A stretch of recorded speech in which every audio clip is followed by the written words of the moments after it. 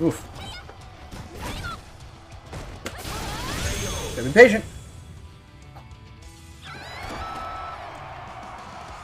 Round 2. Fight.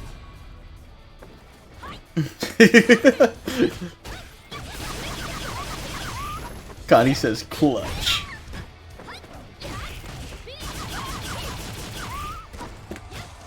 There it is. There's a meaty. There's the stun. There's the stun. There it is. Ooh! That is such a good question, Light 'em Up. You know what? I'm going to go out of my way. I'm going to go out of my... If I answer this question correctly, I'm going to go out of my way to turn this into a highlight so I can put it up on my YouTube channel. So say hi, YouTube, if you want, everyone. Light 'em Up is asking, how do you control your anger after a loss? How do you control your anger after a loss? Now, it's like I always say to everyone else. If you attach your self-worth to winning, you're gonna have a bad time. Because eventually, guess what? I hate to break it to you, but even the best lose. Even the best lose. It doesn't matter how good you are, you're going to eventually lose. That's just, it's inevitable. It's inevitable. So if you attach your self-worth to growing and learning and getting better, you're not going to feel as shitty whenever you lose. As far as right now goes, that entire thing, I got smoked by that Ryu. That Ryu smoked me, but I didn't sit there and say like, ugh, I should have beaten him, I should have won. I sat there and said, okay, he won. Why did he win? He won because he kept pressing buttons and I gave him way too much respect. You know? Why did I lose? I lost because I wasn't waiting for my turn on certain things, and I was trying to match his energy and match those buttons, you know? And because of that, because of me not waiting my turn like we just did there, I got smoked. After it was done, did I sit there and did I brood about it? No. I said move on. Move on, move forward. And that's just something you're going to have to learn. That is something you're going to have to learn. Whether it's fighting games, whether it's real life. Something that I learned really quick, thanks to my martial arts background. I used to teach kids in martial arts. And something my sensei taught me was, he would always say, if you fuck up,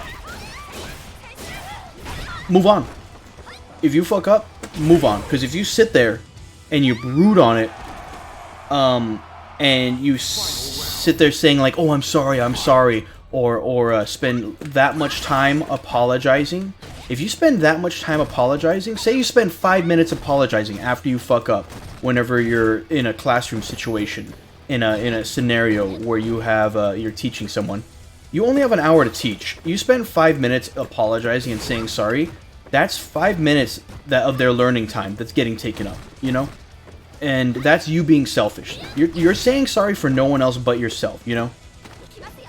And same goes here. You could be spending the time that you're all pissed off and mad. You could be spending that time learning, you know? You're being rude to yourself. You're being rude to stream if you're sitting there being angry and salty about things, you know? So, it's just something to think about, you know?